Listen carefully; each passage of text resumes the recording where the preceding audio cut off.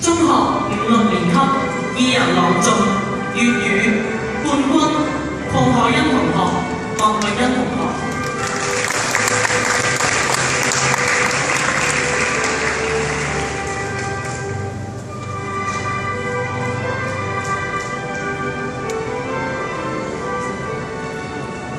中學5、6年級2人朗誦粵語亞軍李禮軒同學、徐偉軒同學。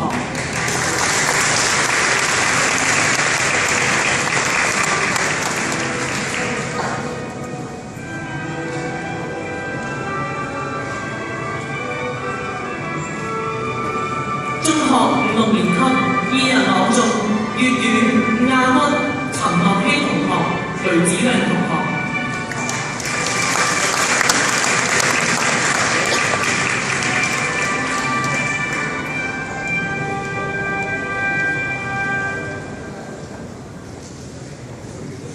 中學5、6年級2人朗誦粵語季軍陳紀容同學、洪麗君同學。